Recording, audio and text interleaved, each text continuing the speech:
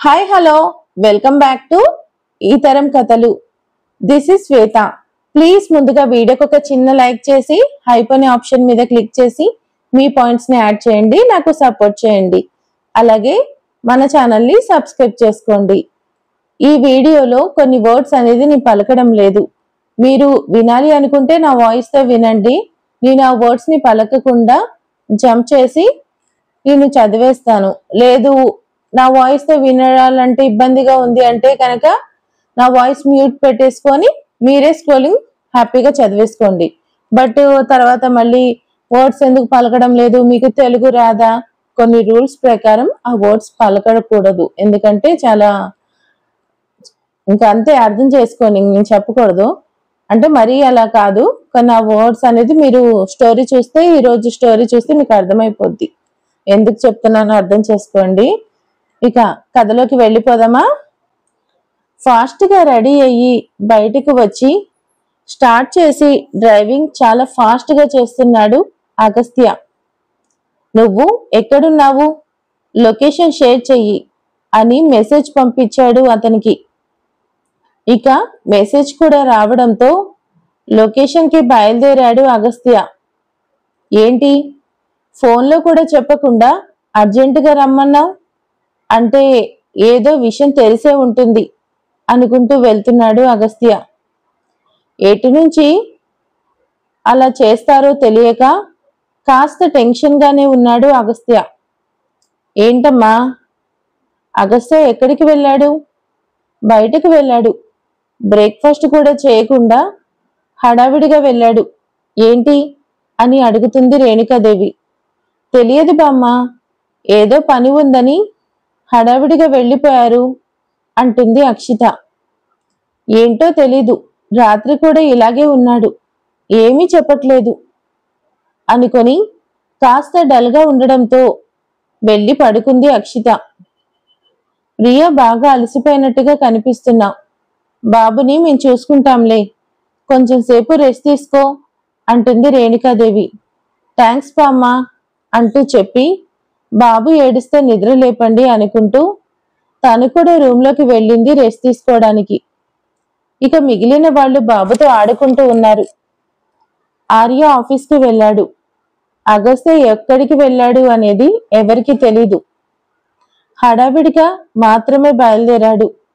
ఎక్కడైతే location share చేశాడో అక్కడికి వెళ్ళాడు అగస్త్య. అక్కడికి వెళ్లేసరికి అతను కనిపించాడు. కారు దిగి ఫాస్ట్ గా అతని దగ్గరకు వచ్చి, ఇదేంటి ఇక్కడి దాకా రమ్మని చెప్పావు, ఎందుకు? అలా చెప్పాల్సి వచ్చింది సార్. సరే సరే, ఇప్పుడు చెప్పు, ఏమైంది? ఏదో అర్జెంటుగా చెప్పాలి అన్నావు, ఫోన్లో కూడా చెప్పకుండా రమ్మన్నావు, ఏంటో చెప్పు అని హడావిడిగా అడుగుతాడు. అది చాలా ఇంపార్టెంట్ సార్ అని ఇంకా ఏదో మాట్లాడుతూ ఉండగా వెనక నుంచి ఎవరో బలంగా అగస్త్య తల మీద కొట్టారు. దెబ్బ తగిలిన చోట చెయ్యి పట్టుకొని అబ్బా అంటూ అలా స్పృహ కోల్పోయాడు అగస్త్య. సార్ సార్ లేవండి అంటూ అగస్త్యని లేపాలని ట్రై చేస్తాడు అతను. వాడు లెగవడలే కానీ వీణ్ణి కూడా కట్టిపడేయండి అంటూ ఆర్డర్ వేస్తారు అక్కడికి వచ్చిన మినిస్టర్ గారు. అంతే, ఇద్దరిని కట్టిపడేశారు. అగస్త్యని కట్టేసిన తర్వాత అతను ఏదో చెప్పబోతుంటాడు. పక్కకి వెళ్ళు అని అతన్ని పంపించి, ఎంత ఏడిపించారా మమ్మల్ని, నేను చేసినవన్నీ సోషల్ మీడియాలో పెట్టి మా పరువు తీస్తావా? ఇప్పుడు కరెక్ట్గా దొరికావు, నిన్ను అడ్డం పెట్టుకొని నీ ఫ్యామిలీని కూడా ఇబ్బంది పెడతాను, చూసుకో అంటూ అగస్త్యని చెంప మీద 2 కొడతాడు. మినిస్టర్ గారు ఆగండి ఆగండి డాడీ, వాడికి తెలియకుండా ఇలా కొడితే ఉపయోగం లేదు. నువ్వు కొట్టే ప్రతి దెబ్బ వాడికి తెలియాలి, వాడికి బాధ నొప్పి అని అర్థం కావాలి. మనం పడిన బాధ కన్నా 10 రెట్లు బాధ ఎక్కువగా ఉండాలి. ఇలా స్పృహ లేనప్పుడు ఇబ్బంది పెడితే ఆ నొప్పులు వాడికి ఎలా గుర్తుంటాయి? వాడు చేసిన తప్పులు ఎలా తెలుస్తుంది? మనతో పెట్టుకొని వాడు ఎలాంటి పొరపాటు చేశాడో పూర్తిగా అర్థం అవ్వాలి అంటే స్పృహలోనే ఉండాలి డాడీ, ఇబ్బంది పెట్టకండి అని ఆపింది ఆశ్రిత. అది నిజమే బేబీ, మన ముగ్గురిని వీడు ఎంత ఇబ్బంది పెట్టాడు. వీడు ఇంతకీ ఇంత అనుభవించాలి, కుళ్ళిపోవాలి. మనం ఏడిపించిన పాపం వాడిని వదలకూడదు. వాడికి ఇబ్బంది ఏంటో మనం ప్రత్యక్షంగా చూపించాలి అని ముగ్గురు ఆవేశంగా అంటారు. అనుభవిస్తాడు డాడీ, వీడిని అడ్డం పెట్టుకొని వీడి ఫ్యామిలీ మొత్తాన్ని రప్పించి అప్పుడు మనం వీడిని ఇబ్బంది అంటే ఏంటో చూపించాలి. అవును, కసితీరా వీడిని కొట్టాలి. ఎన్నోసార్లు మనం వాడి చేతుల్లో ఓడిపోయాము, చివరిగా గెలుపు మాత్రం మనదే. చూసావా, మనం బయటకు వచ్చాము, వాడు ఇరుక్కుపోయాడు. వీడు ఇలా మన ముందు బందీగా ఉంటే చూడడానికి ఎంత బాగుందో అనుకుంటారు ఆ తండ్రి కూతుళ్ళిద్దరూ. తన భర్తని వదిలేయమని ఆ అక్షిత నా కాళ్ళు పట్టుకోవాలి అని కోపంగా చెప్పుతుంది ఆశ్రిత. అది నా కాళ్ళు పట్టుకున్న మరుక్షణమే దాన్నే కాదు, ఫ్యామిలీ మొత్తాన్ని. అప్పుడే కదా నా పగ తీరుతుంది. అవును బేబీ, ఫ్యామిలీ మొత్తాన్ని ఎన్ని రకాలుగా ఇబ్బంది చేయాలో అన్ని రకాలుగా ఇబ్బంది చేద్దాం అని మీరా కూడా కోపంగా అంటుంది. వీడు లేచాక ఫ్యామిలీ మొత్తాన్ని ఇక్కడికి పిలిపించాలి అని స్పృహలో లేని అగస్త్యని రకరకాల ఫోజుల్లో అగస్త్యని ఫోటోలు తీస్తున్నారు. ఎందుకంటే ఆ ఫోటోలు చూపించి ఫ్యామిలీ మెంబర్స్ని పిలవాలి కాబట్టి. వాడు లేచాక మళ్ళీ మనకి ఇలా ఫోటో తీసే అవకాశం ఉండదు డాడీ. ఒకవేళ అప్పుడు ఫోటో తీసినా అగస్త్య లేచి ఉన్నాడు కదా, వాడు చూసుకుంటాడులే అని నమ్మకం వస్తుంది వాళ్ళకి. అదే ఇప్పుడు స్పృహ లేనప్పుడు ఫోటోలు పంపిస్తే వాళ్ళే టెన్షన్ పడతారు. మనం వాళ్ళని పంపించండి డాడీ, ఫ్యామిలీ మొత్తాన్ని తీసుకురమ్మని అని గొప్పగా చెప్తుంది ఆశ్రిత. పిచ్చి బేబీ, నీకు అర్థం కావట్లేదు. ఈ ఫోటోలు చూపించి ఒక వీడియో కాల్ కూడా చేసి చూపిస్తే సకుంఠంగా సపరివారి సమేతంగా అందరినీ ఇక్కడికి రావాల్సిందే అని చేద్దాం. అగస్త్య కోసం తప్పక వస్తారు. అందులో వీడని ప్రేమ కదా, ముద్దుల కొడుకు కదా, తప్పకుండా అందరూ వస్తారు. Yes daddy, your right. పాపం ఈ ఢిల్లీ అతను అగస్త్య వైపు బాధగా చూస్తున్నాడు. సారీ సార్, నేను వీళ్ళని కనిపెట్టినా మీకు ఫోన్ చేయబోతుండగా వీళ్ళకి దొరికిపోయాను. నా పాయింట్ పెట్టి మీకు ఫోన్ చేయించారు, అందుకే నేను అర్జెంటుగా మీరు రావాల్సిందని చెప్పాల్సి వచ్చింది. I'm very very sorry sir అని అనుకుంటాడు అతను. ఇక అగస్త్య స్పృహ లేకుండా పడి ఉన్నారు కదా, అందరూ హ్యాపీగా బిర్యానీ తీసుకొచ్చుకోవచ్చని చాలా సంతోషంగా ఉంటున్నారు. అతనికి చాలా కోపం వచ్చింది. ఈసారి చాలా మంచివాళ్ళు అనవసరంగా ఆయన్ని బాధ పెడుతున్నారు అని ఫీల్ అవుతాడు మనసులో.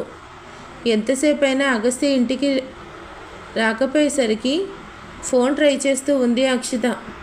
ఫోన్ స్విచ్ ఆఫ్ చేసి పక్కన పడేసింది కదా ఆశ్రిత, కాబట్టి ఎలాంటి ఇన్ఫర్మేషన్ లేదు అక్షితకి. వెంటనే ఆర్యకి ఫోన్ చేస్తుంది. ఆర్య అగస్త్య ఎక్కడున్నాడు అని అడిగింది. అసలు అగస్త్య ఆఫీస్కి రాలేదు కదా, నాకేం తెలుసు అంటాడు ఆర్య. ఏంటి, ఆఫీస్కి రాలేదా? మరి ఎక్కడికి వెళ్ళాడు అని అడుగుతుంది అక్షిత. నిద్ర లేచాడు, హడావిడిగా బయలుదేరాడు. నేను ఆఫీస్కి అనుకున్నాను. హడావిడిగా ఎవరితో ఏం మాట్లాడకుండా గబగబా వెళ్ళిపోయాడు.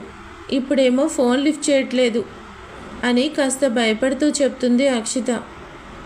అక్షిత, కంగారు పడకు, ఏమీ కాదు, వాడేదో అర్జెంటు పని ఉండి వెళ్ళుంటాడు.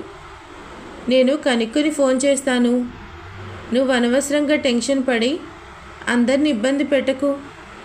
ఏంటో తెలీదు, రాత్రి నుంచి మనిషి డల్గా ఉన్నాడు. నిద్ర లేచాక కూడా కనీసం నన్ను విష్ చేయలేదు. హడావిడిగా వెళ్ళిపోయాడు. నాకు భయంగా ఉంది ఆర్య. అక్షిత మాటలు విన్న ఆర్యకి కూడా కాస్త అనుమానం కలిగింది. డాక్టర్ అక్షిత గారికి ఆర్యని ఏడిపించడమే తెలుసు అనుకున్నాను. ఇలా భయపడడం కూడా తెలుసా? ఇది ఎప్పటి నుంచి తెలుసు అని అడుగుతాడు ఆర్య. నీకు ఎగతాళిగా ఉంది కదా, తొందరగా తెలుసుకోవా, నాకు భయం వేస్తుంది అంటుంది అక్షిత. ఆఫీస్ వర్క్ మీద ఇంకొక చోటికి వెళ్ళుంటాడు. వాడి వర్క్ సంగతి తెలిసిందే కదా. నీకేదైనా మీటింగ్లో ఉన్నా, ఇంపార్టెంట్ వర్క్లో ఉన్న ఫోన్ కూడా లిఫ్ట్ చేయడు. ఇప్పుడు కూడా అలాగే ఉన్నాడేమో, నేను తెలుసుకుంటాను, నువ్వు కంగారు పడకు. ముందు నువ్వేదైనా తిను, ఈలోపు నేను వాడి గురించి ఇన్ఫర్మేషన్ ఇస్తాను అంటాడు ఆర్య. ఇక అగస్త్యని కట్టేశారు కదా, వీళ్ళు బిర్యానీ తింటున్నారు కదా. మెల్లిగా కళ్ళు తెరుస్తాడు అగస్త్య. ఏంటి, ఎక్కడున్నాను అనుకుంటూ జరిగింది గుర్తు చేసుకుంటాడు. పరీక్షగా చూసేసరికి ముగ్గురు తింటున్నారు బిర్యానీని. అది చూసి నవ్వుతాడు అగస్త్య. ఏంటి, మమ్మల్ని చూస్తే నీకు నవ్వొస్తుందా? నిజానికి మేమే నిన్ను చూసి నవ్వాలి. ఎందుకంటే ఇప్పుడు నువ్వు మా చేతుల్లో ఇబ్బంది పడబోతున్నావు. డ్రీమ్ బాగుంది అంటాడు అగస్త్య. ఇప్పుడే స్పృహలోకి వచ్చావు కదా, ఇది డ్రీమ్ అనుకుంటున్నావా? ఇది నిజం, నువ్వు మా చేతుల్లో ఉన్నావు అంటుంది మీరా. నిన్ను అడ్డం పెట్టుకొని మీ ఫ్యామిలీ మెంబర్స్ అందరినీ ఇబ్బంది పెడతాము. ఇందాక అగస్త్యని కట్టేసిన అతను వచ్చి ఏదో చెప్పడానికి ట్రై చేస్తాడు. మళ్ళీ ఇంకొకసారి పక్కకు పోరా అంటూ మినిస్టర్ గారు అతన్ని పక్కకు పంపిస్తాడు. ఆ మాటలన్నీ విన్న అగస్త్య పెద్దగా నవ్వుతాడు. అయ్యో, నన్ను అసలు విషయం చెప్పనివ్వట్లేదు అని తల కొట్టుకుంటాడు ఆ రౌడీ. అగస్త్య ఆగట్లేదు, ఆపకుండా తెరలుగా నవ్వుతూనే ఉన్నాడు. అగస్త్య అలా నవ్వుతూ ఉంటే వెళ్ళి ముగ్గురికి అనుమానం వచ్చి, ఎందుకలా నవ్వుతున్నావు అని అడుగుతారు.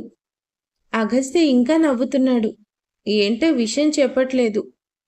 నువ్వు మాకు బందీగా ఉన్నావు కదా, అందుకని నవ్వొచ్చిందా? ఎలాగైనా అని తెలుసు కదా, చివరిసారిగా ఒకసారి నవ్వుకుంటున్నావా అని అంటుంది మీరా. నీకు అర్థం కావట్లేదు. నేను వెళ్ళిపోతే నాతో పాటు మీరు, మీతో పాటు ఇక్కడ ఉన్న వాళ్ళందరూ, ఇది అందరితో పాటు ఈ బిల్డింగ్ మొత్తం అయిపోతుంది అంటాడు. వీళ్ళ ముగ్గురికి ఏమీ అర్థం కావట్లేదు, అయోమయంగా చూసుకుంటున్నారు. సారీ సార్, వీళ్ళు నా పాయింట్ పెట్టడం వల్ల మిమ్మల్ని ఇక్కడికి రమ్మని చెప్పాల్సి వచ్చింది. నేను కూడా దొరికిపోయాను, ఏమీ అనుకోకండి, క్షమించమని అడుగుతున్నాడు ఆ వ్యక్తి. పర్వాలేదులే అంటాడు అగస్త్య. చెప్పరా, అందరం ఎందుకు వెళ్ళిపోతాము? అసలు ఏం చేయబోతున్నావు?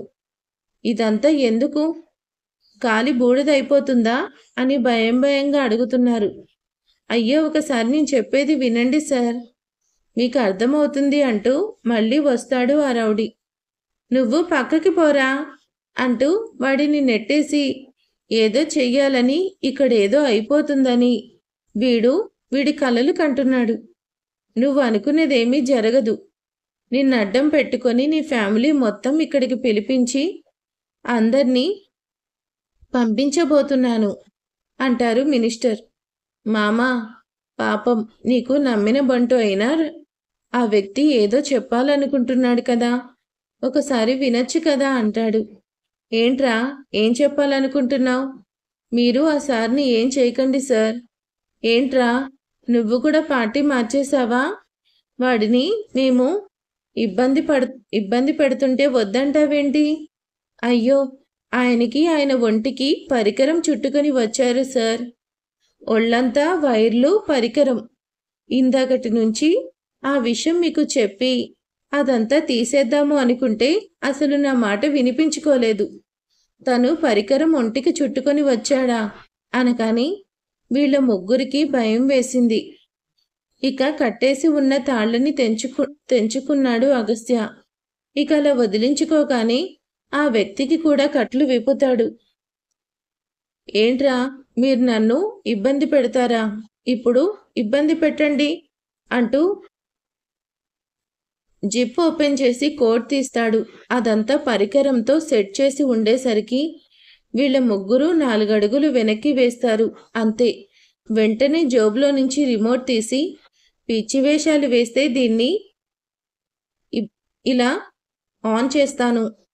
వామ్మో వీడేంటి మామూలుగా వస్తాడు, ఇబ్బంది పెడదామనుకుంటే కోర్టుకి పరికరం పెట్టుకుని వచ్చాడు అని వీళ్ళ ముగ్గురికి భయపడతారు. అక్కడున్న రౌడీలు కూడా భయపడి వెనక్కి వెళ్తాడు.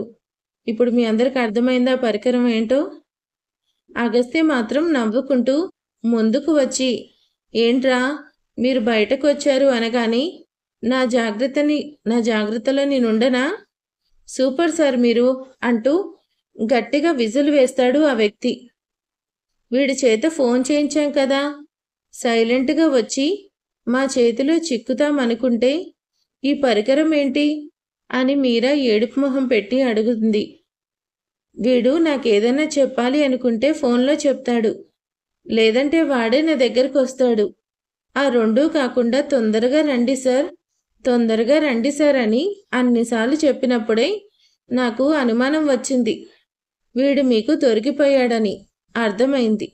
ఇక అది అర్థమయ్యాక మామూలుగా వస్తే ఏం బాగుంటుంది, కొంచెం మసాలా వేసుకుని వస్తే బాగుంటుందని ఈ పరికరం సెటప్తో వచ్చాను. బాగుందా మామా అని అడుగుతాడు. ఇక వెంటనే ఆ పరికరం సెట్ చేసి ఉన్న కోట్ బయటికి తీసి వాళ్ళ ముగ్గురు మీద విసిరేసి బాగా ఎంజాయ్ చేయండి అంటాడు. ఒరే మమ్మల్ని కాపాడండిరా అని అంటూ మినిస్టర్ అరుస్తున్నారు. ఇక్కడే ఉంటే వామ్మో ఇప్పుడు ఆ పరికరం మేము వెళ్ళిపోతాము కదా అని ఆ రౌడీలందరూ వెళ్ళిపోతారు. వాళ్ళు వెళ్ళిపోగానే వీళ్ళ ముగ్గురు దాన్ని చూసి భయపడుతూ ఒకళ్ళ మీద ఒకళ్ళు విసిరేసుకుంటూ ఉంటారు. ఇక అగస్త్య కూడా ఒక్క క్షణం కూడా లేట్ చేయకుండా ఆ వ్యక్తి చెయ్యి పట్టుకొని అక్కడి నుంచి పరిగెత్తుకుంటూ బయటకు వచ్చి తన చేతిలో ఉన్న రిమోట్ని ప్రెస్ చేస్తాడు. అక్కడ పరికరం పెద్ద వస్తుంది. వాళ్ళ ముగ్గురు అలా గాలిలో కలిసిపోతారు. ఆ బిల్డింగ్ అంతా మంటలు పైకి ఎగసిపడుతున్నాయి. ఆ సౌండ్కి వీళ్ళు కూడా చాలా దూరం పరిగెత్తుకుంటూ వచ్చి ఆగి వెనక్కి తిరిగి చూశారు. సార్ వీళ్ళ ముగ్గురిని ఇలా ఇబ్బంది పెట్టడం వల్ల మీకేమీ ఇబ్బంది కాదు కదా అని భయంగా అడుగుతాడు ఆ వ్యక్తి. అలా చేసి పొరపాటు చేశారేమో అంటాడు. వీడికి ఒక్కసారి కాదు ఎన్ని ఛాన్సులు తెచ్చానో తెలుసా, అయినా కానీ వీళ్ళలో మార్పు రాలేదు. నా భార్యని ఇబ్బంది పెట్టాలి అనుకున్నారు, మా అన్నయ్య కొడుకైనా పసివాడిని ఇబ్బంది పెట్టాలి అనుకున్నారు, మా ఫ్యామిలీ మొత్తాన్ని ఇబ్బంది పెట్టాలి అనుకున్నారు. ఆశ్రిత మోసం చేసి నా లైఫ్లోకి రావాలని ప్రయత్నిస్తుంది. చివరికి చాలా అవకాశాలు ఇచ్చిన తర్వాత కూడా రెడ్ హ్యాండెడ్గా పట్టుకొని జైలుకి పంపించాను. అయినా కానీ బయటకు వచ్చి మళ్ళీ మా మీద ఇలా గురి చేశారు, అలా ప్లాన్ చేశారు. ఇక ఎన్నిసార్లు క్షమించాలి? అందుకే ఇలాంటి వాళ్ళు ఉండకూడదు. పైగా మినిస్టర్ గారు ఏమీ తక్కువవాడు కాదు. అధికారం చూపించి చాలామందిని భయపెట్టి బాధపెట్టి ఎంతోమందికి అన్యాయం చేశాడు. అలాంటి వాడు వెళ్ళిపోయినా నష్టమేమీ లేదు. అయ్యో నా బాధ వాళ్ళ గురించి కాదు సార్, దీనివల్ల మీకేదైనా ప్రాబ్లం అవుతుందేమో, మీకు శిక్ష పడుతుందేమో అని భయంగా ఉంది. ఏం పర్వాలేదు, నేను డీసీపీ గారితో మాట్లాడిన తర్వాత ఇక్కడికి వచ్చాను. పోలీస్ డిపార్ట్మెంట్ని అడ్డమైన పనులకి వాడుకొని వాళ్ళని కూడా చాలా ఇబ్బంది పెట్టాడు ఈ మినిస్టర్ గారు. అందుకనే వాళ్ళంతా కూడా కోపంగా ఉన్నారు. కాబట్టి వాళ్ళు మనల్ని ఏమీ చెయ్యరు, జస్ట్ మనకి సపోర్ట్ చేసినట్టే. వాళ్ళ ముగ్గురు జైలు నుంచి తప్పించుకున్నారు. వాళ్ళని వెతుకుతూనే ఉంటారు పోలీసులు వాళ్ళు, కానీ ఎప్పటికీ దొరకరు అంటూ ఇద్దరు కారు స్టార్ట్ చేసుకుని బయలుదేరుతారు. కారు స్టార్ట్ అవ్వగానే డీసీపీకి ఫోన్ చేస్తాడు అగస్త్య. సార్ అంటూ జరిగిందంతా చెప్తాడు. చాలా మంచి పని చేశావు. ఇలాంటి వాళ్ళు ఉంటే భూమాతకి ఇంకా భారం అయిపోతుంది. ఏం పర్వాలేదు, నేను చూసుకుంటాను. నువ్వు అక్కడి నుంచి వెళ్ళిపో. ఆల్రెడీ అక్కడి నుంచి 2 కిలోమీటర్లు వచ్చేసాను సార్. ఓకే అగస్త్య, ఉంటాను. వీలైతే నా నెంబర్ని ఫోన్లో నుంచి డిలీట్ చేయి, లేదంటే సిమ్ మార్చుకో అని చెప్పి ఫోన్ పెట్టేస్తారు డీసీపీ. వెంటనే ప్రెస్ వాళ్ళకి ఫోన్ చేసి ఎక్కడో ఏదో జరిగింది, ఫైర్ ఇంజన్కి ప్రెస్కి ఒకసారి అక్కడికి పంపిస్తారు డీసీపీ గారు. సరే, ఈ విషయం ఎక్కడ ఏమీ చెప్పకుండా హాయిగా నీ వర్క్ నువ్వు చేసుకో. నీ పిల్లోడి ఫ్యూచర్ గురించి మాత్రమే ఆలోచించు. రేపటి నుంచి ఆఫీస్కి రా అని చెప్పి ఆ వ్యక్తిని ఒక చోట డ్రాప్ చేసి వెళ్ళిపోతాడు అగస్త్య. ఎంతైనా ఈసారి గ్రేట్. జీవితాంతం ఇతనికి నమ్మిన బంటులా ఉండాలి అనుకొని ఇంటికి వెళ్ళాడు ఆ వ్యక్తి. అనుకోకుండా ఫోన్ చూసేసరికి చాలా మిస్డ్ కాల్స్ ఉంటాయి. ఆర్య నుంచి, అక్షిత నుంచి. ఆ మిస్డ్ కాల్స్ చూడగానే అయిపోయాను అనుకుంటాడు అగస్త్య. ఇక ఒక షాపింగ్ మాల్ దగ్గరికి వెళ్ళి ముందు తను వేసుకున్న డ్రెస్ మార్చుకొని కాస్త నీట్గా ఉండే మంచి డ్రెస్ వేసుకొని ఇంటికి వచ్చాడు. అగస్త్య ఇంట్లోకి వచ్చేసరికి ఆర్య ఎదురు వచ్చి, వచ్చావా, వెళ్ళు, నీకోసం వేడిగా అట్లకాడ రెడీగా ఉంది అని ఆట పట్టిస్తూ చెప్తాడు ఆర్య. కోపంగా ఉందా, భయంగా అని అడుగుతాడు అగస్త్య. నిజానికి పెద్ద కోపంగా ఏమీ లేదు, కాకపోతే నేను వేసిన దానివల్ల మండిపోతుంది, జాగ్రత్త అంటాడు. దుర్మార్గుడా అని తిడతాడు అగస్త్య. నువ్వు నీ పెళ్ళం కలిసి ఎన్నిసార్లు నన్ను ఆట పట్టించారు. ఇప్పుడు నా టైం వచ్చింది, వెళ్ళు వెళ్ళు. నేను ఇక్కడే ఉండి నువ్వు పెట్టే అరుపులు కేకలు వింటూ ఉంటాను అని నవ్వుతూ ఉంటాడు ఆర్య. లోపలికి వెళ్ళేసరికి అక్షిత అలిగి కూర్చొని ఉంది. అగస్త్యని చూడగానే, అసలు ఎక్కడికి వెళ్ళావు, ఫోన్ కూడా లిఫ్ట్ చేయవా అని కోపంగా అడగాలని గబగబా ముందుకొచ్చింది. నువ్వు ప్రెగ్నెంట్ అని తెలుసు కదా, ఇప్పటిదాకా తినకుండా ఏం చేస్తున్నావు? నువ్వు డాక్టర్ అయితే సరిపోదు, నీ హెల్త్ గురించి కూడా నువ్వు చూసుకోవాలి. నేను రావడం లేట్ అయితే ఏమైపోతుంది? దానికోసం ఈ టైంలో తినకుండా ఇప్పటిదాకా వెయిట్ చేశామంటే నేనేమనాలి అంటూ రివర్స్లో గొడవ పడుతున్నాడు అగస్త్య. సైలెంట్ అయిపోయింది అక్షిత. ఆ మాటలు బయటకు వినిపించడంతో, వామ్మో, నువ్వు మామూలు వాడివి కాదురా అనుకుంటాడు ఆర్య. అక్షిత నీ మీద గొడవ పడుతుంది, హాయిగా వినాలి అని నేనిక్కడ నిలబడితే చివరికి రివర్స్లో నువ్వే తనని అరిచి తన నోరు మూసేలా చేస్తున్నావు. నీతో కలిసి తిందామని ఎదురు చూస్తున్నాను, నువ్వేమో ఇంకా రాలేదు అని ఏడుపు మొహం పెట్టి చెప్పింది అక్షిత. నీకు ఆకలేసినప్పుడు నువ్వు తినేసాయి, కావాలంటే నేను ఇంటికి వచ్చాక మళ్ళీ ఇంకొకసారి నాతో కలిసి తినచ్చు. నాతో పాటు కలిసి కూర్చొని కొద్దిగా తిన్నంత మాత్రాన వచ్చిన ప్రాబ్లం ఏం లేదు. అంతేకాని నా కోసం ఎదురు చూస్తూ అసలు తినకుండా ఉంటే లోపల బేబీ పరిస్థితి ఏంటి? అరే, నువ్వే ఒక డాక్టర్వి, నువ్వే అందరికీ చెప్తుంటావు, అలాంటిది నువ్విలాంటి పని చేస్తే ఎలాగా? అది కాదు అగస్త్య అని మెల్లిగా అంటుంది అక్షిత. ఏది కాదు? మామూలుగా నువ్వు నా కోసం వెయిట్ చేస్తున్నప్పుడు నాకే కోపం రాలేదు. నా భార్య నా కోసం వెయిట్ చేస్తుందని సంతోషపడ్డాను. కానీ ప్రెగ్నెంట్గా ఉండి టైం ప్రకారం తినకుండా ఇలా టైం వరకు వెయిట్ చేస్తూ ఉంటే నిన్నేమనాలి? ఇదే లాస్ట్ అండ్ ఫైనల్ వార్నింగ్.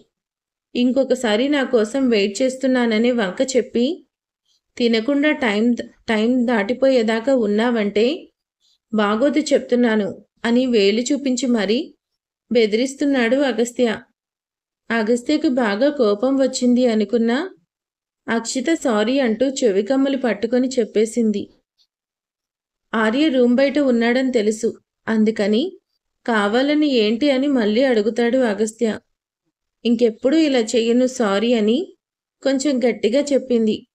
ఓరి దుర్మార్గుడా, అక్షిత నీ మీద గొడవ పడుతుంది, నిన్ను కొడుతుంది, నువ్వు పెట్టే ఆర్తనాదాలు వినాలని నేనిక్కడుంటే చివరికి తన చేతే సారీ చెప్పించుకున్నావు కదరా. అసలు లేటుగా వచ్చింది నువ్వు, కానీ రివర్స్లో తన మీదే అరిచేసి తనని పిచ్చిదాన్ని చేశావురా అని ఆర్య బోలెడంత ఆశ్చర్యపడి రూమ్ పక్కనే ఉన్న సోఫాలో కూర్చుంటాడు. ఇక లేటైంది చాలు, నేను తర్వాత ఫ్రెష్ అవుతాను, పద ముందు వెళ్ళి తిందాం అంటాడు. ఇద్దరూ కలిసి బయటకొస్తారు. తమ్ముడు వైపు ఇంత పెద్ద కళ్ళు వేసుకొని నోరిలా తెరుచుకొని చూస్తున్నాడు ఆర్య. అక్షిత ముందు వెళ్తుంది. అగస్త్య వెనకాలుండి చూసావా మన టాలెంట్ అని కాలర్ ఎగరేస్తూ ముందుకు వెళ్తున్నాడు. ఇక డైనింగ్ టేబుల్ దగ్గరికి రాగానే ఈ టైం దాకా తినకుండా ఉన్నావంటే నిన్ను కొట్టాలనిపిస్తుంది తెలుసా అంటూ ముద్దుగా తిడుతూనే తనకి భోజనం వడ్డించాడు. ఇంకెప్పుడు ఇలా చెయ్యను, ఇక తిట్టడం ఆపవా అని క్యూట్గా ఫేస్ పెట్టి అడిగేసింది అక్షిత. చూసావా నీ మరదలు నన్ను బ్రతిమలాడుతుంది అని ఆర్యకి సైగ చేశాడు అగస్త్య. ఏం చేస్తాం, వీడి టైం ఇలా ఉంది అని వాళ్ళిద్దరినీ చూసి నవ్వుకుంటూ వెళ్తాడు ఆర్య. చూడు ఇంకెప్పుడు ఇలా చేయకు అంటూ నెమ్మదిగా చెప్తాడు అగస్త్య. చాలాసేపు వెయిట్ చేశాను, నువ్వు రాకపోయేసరికి కోపం వచ్చింది, అందుకే తినలేదు. ఇంకా చిన్నపిల్లలాగా కోపం వచ్చింది, అలక వచ్చింది, పిలక వచ్చింది అంటూ ఇలా ఉండకు, ఓకేనా? టైం ప్రకారం తిను, టాబ్లెట్స్ వేసుకో అని అక్షితకి జాగ్రత్తలు చెప్తున్నాడు అగస్త్య. ఇక శేషమంతా నాశనం అయిపోయింది. ఈ భార్యాభర్తలు ఇద్దరూ హ్యాపీగా ఎంజాయ్ చేస్తున్నారు. ఆ ఊరిలోనే ఉన్న ఒక ఫేమస్ పేరు మోసిన ఒక వ్యక్తి మినిస్టర్ గారు బయటికి రావడానికి హెల్ప్ చేశారు అని పోలీసులు వాళ్ళ ఎంక్వైరీలో తెలిసింది. ఇక ఆ వ్యక్తిని పట్టుకోవడానికి ప్రయత్నాలు చేస్తున్నారు. కానీ విషయం తెలుసుకున్న అతను వేరే ఊరికి పారిపోయాడు. అగస్త్య, ఏంట్రా నిద్ర రావట్లేదా? ఇప్పుడు టైం 11 అయింది, పడుకో అంటూ తనని గుండెల మీద పడుకోబెట్టుకొని జోకొడుతూ ఉన్నాడు. నాకు నీకేం కావాలి? ఏదైనా తినాలనిపిస్తుందా? ఎక్కడికైనా వెళ్ళాలనిపిస్తుందా అని అడుగుతాడు. అగస్త్య, నాకు శ్రీమంతం చేస్తావా ప్లీజ్ అని అడుగుతుంది అక్షిత. తప్పకుండా చేస్తాను, దాందేముంది, ప్రశాంతంగా నిద్రపో అంటాడు. చాలా గ్రాండ్గా చేయాలి అని అడిగింది. ఎప్పుడూ ఇది కావాలి అని తను అడగలేదు. పర్టికులర్గా ఇది ఎందుకు అడుగుతుంది అని అనుమానంగా చూస్తాడు అగస్త్య. ఏంట్రా ఏమైంది అని తనని ప్రేమగా అడిగేసరికి ఇంకొంచెం గట్టిగా అగస్త్యని పట్టుకొని, నా లైఫ్లో ఇంతవరకు నాకు ఏ ఫంక్షన్ జరగలేదు, ఇది మాత్రం చాలా గ్రాండ్గా చేసుకోవాలని ఆశపడుతున్నాను అంటుంది. ఆ మాటకి అగస్త్యకు బాధగా అనిపించింది. చిన్నప్పుడు పారసాల అన్న ప్రశ్న అలాంటివి జరిగాయేమో నాకు తెలీదు. జరిగినట్టు అమ్మ నాకు చెప్పలేదు. పుట్టినరోజు కూడా ఎప్పుడూ చేసుకోలేదు. ఆడపిల్లకి జరగాల్సిన ముద్దు ముచ్చట ఏదీ జరగలేదు. లైఫ్లో చాలా ముఖ్యమైనది పెళ్ళి, అది కూడా నా ప్రమేయం లేకుండానే జరిగిపోయింది. అందుకే ఇది మాత్రం గ్రాండ్గా జరుపుకోవాలని చిన్న ఆశ అని అగస్త్యని అడిగింది అక్షిత. నిజమే కదా, ఆ మినిస్టర్ గారు వీళ్ళిద్దరిని వదిలేసి వెళ్ళిన తర్వాత ఆంటీ అక్షితకి ఏ రకమైన ఫంక్షన్లు చేయదు కదా, అదే మినిస్టర్ పుణ్యమా అని తన పెళ్లి కూడా తన ప్రమేయం లేకుండానే జరిగింది అని మనసులో అనుకొని, తప్పకుండా అక్షిత, ఇక్కడ శ్రీమంతం జరుగుతుందా, ఎవరిదైనా పెళ్లి జరుగుతుందా అన్నంత ఘనంగా జరిపిస్తాను, సరేనా? నిజంగా జరిపిస్తావు కదూ అని మెరిసే కళ్ళతో అడిగింది అక్షిత. డెహ్రాడూన్ నుంచి నీ ఫ్రెండ్స్ని కూడా పిలిపించు, హ్యాపీగా చాలా గ్రాండ్గా చేస్తాను అంటాడు. నిజంగానా? నా మాట మీద నమ్మకం లేదా అని అడుగుతాడు. నమ్మకం లేక కాదు, ఫస్ట్ టైం నాకు ఫంక్షన్ జరుగుతుంది అంటే సంతోషంగా ఉన్నాను అంటుంది. చెప్పాను కదా గ్రాండ్గా జరిపిస్తాను, ఇక ప్రశాంతంగా పడుకో అనగానే ఆ సంతోషంలో అక్షిత వెంటనే నిద్రపోయింది. ఇవాళ వాళ్ళ నాన్నగారు లేటుగా రావడంతో అగస్త్య కూడా బయటకు వచ్చాడు. ఏమో మాటలు వినబడుతున్నా ఉండడంతో అందరూ బయటకొచ్చారు. అందరూ హాల్లోనే కూర్చున్నారు. అక్షిత ఒక్కతే హాయిగా నిద్రపోతుంది. అమ్మా ఏంట్రా ఇంకా నిద్రపోకుండా బయటకొచ్చావేంటి? మళ్ళీ రేపు ఆఫీస్కి వెళ్ళాలి కదా, వెళ్ళు అంటుంది సాహితి. అక్షితకి శ్రీమంతం చేద్దాం అనుకుంటున్నాను అంటాడు. తప్పకుండా జరిపిద్దాం, ప్రియకి జరిపించాం కదా శ్రీమంతం మరి అక్షితకి మాత్రం జరిపించకుండా ఎందుకుంటాం? అలా కాదమ్మా, నాకు శ్రీమంతం జరిపించవా అని అక్షిత అడిగింది. చిన్నప్పటి నుంచి తనకి ఏ ఫంక్షన్ జరగలేదు కదా, ఇది మాత్రం గ్రాండ్గా చేసుకోవాలి అనుకుంటుంది. నీ ఒపీనియన్ ఏంటి అని అడుగుతాడు అగస్త్య. నిజమేరా, పాపం దాని జీవితం ఎటెటో తిరిగి చివరికి ఇక్కడికొచ్చి ఆగింది. ఇకనైనా అది సంతోషంగా ఉండాలి కాబట్టి చాలా గ్రాండ్గా తను కోరుకున్నట్టుగానే శ్రీమంతం జరిపించు. మాకెవరికి ఎలాంటి అభ్యంతరం లేదు. నీ పెళ్ళానికి నువ్వు చేసుకుంటున్నావు, చేసుకో అంటారు కరుణాకర్ గారు. నేను మొదటిసారిగా తనకి జరిపించబోయే ఈ ఫంక్షన్ తనకి జీవితాంతం గుర్తుండాలి. ఈవెంట్ వాళ్ళని కలవరా? అసలు ఎప్పుడు చేయాలో నిర్ణయించుకున్నాక నువ్వు చెప్తే అన్నీ వాళ్లే చేస్తారు అంటాడు ఆర్య. ఇక ఫంక్షన్ గురించి రేపు మాట్లాడుకుందాం. అందరూ వెళ్ళి పడుకోండి, లేట్ అయిపోయింది అని చెప్పడంతో అగస్త్య రూంలోకి వస్తాడు. అక్షిత నిద్రపోతూ ఉండగా తన పక్కనే పడుకొని గ్రాండ్గా చేయాలి. ఎలా చేయాలి? చాలా డిఫరెంట్గా ఉండాలి అనుకుంటూ ఉంటాడు. నెట్లో చూస్తాడు. శ్రీమంతం జరిగిన ఫొటోస్, వీడియోస్ అన్నీ నార్మల్గా ఉన్నాయి. చాలా డిఫరెంట్గా చేయాలని చూస్తున్నాడు అగస్త్య. అలాగే ఆలోచిస్తూ పడుకున్నాడు. తెల్లవారిన తర్వాత శాంతి గారిని పిలిపించి అక్షిత శ్రీమంతం గురించి చెప్తారు సాహితీ గారు. అగస్త్య ఏమో వెరైటీగా ఎలా చేయాలని దాని మీద ఆలోచిస్తూ ఉన్నాడు. 5వ నెలలో మంచి రోజు లేకపోవడంతో 7 చేయకూడదు అనడంతో 9 నెల రాగానే శ్రీమంతం ఏర్పాట్లు అనుకుంటారు. అందరూ కలిసి లోపల ఉన్న బేబీ మూమెంట్స్ కొద్దిగా అర్థమవుతున్నాయి అక్షితకి. 1-2 సార్లు అగస్త్యకి వినిపించడానికి ట్రై చేసింది కానీ కుదరలేదు. ఒకసారి మాత్రం గట్టిగా కూర్చొని బేబీ మూమెంట్ని అర్థమయ్యేలా చెప్పింది అక్షిత. లోపల బేబీ మూమెంట్ అర్థం అవ్వగానే, బేబీ టచ్ ఫీల్ అవ్వగానే ఒక రకమైన అనుభూతికి గురయ్యాడు అగస్త్య. మన బేబీ కదా అని ఎమోషనల్ అవుతూ అడుగుతాడు. అవును, మన బేబీ అంటూ వచ్చి అగస్త్యకి ఢీ కొట్టింది అక్షిత. తన చెయ్యి మాత్రం బంపు మీద నుంచి తీయట్లేదు అగస్త్య. మరి ఈవినింగ్ ఎపిసోడ్తో ఈ స్టోరీ ముగిసిపోతుంది. ఇక రేపు మార్నింగ్ నుంచి కొత్త సిరీస్ని స్టార్ట్ అవుతుంది. ఆ సిరీస్ని కూడా ఆదరిస్తారని మనస్ఫూర్తిగా కోరుకుంటున్నారు. మీ అభిప్రాయం ఏంటి అనేది నాకు కామెంట్ చేయండి. కొత్త సిరీస్ని సపోర్ట్ చేస్తారా లేదా అనేది కూడా చెప్పండి. Thank you for watching. Bye.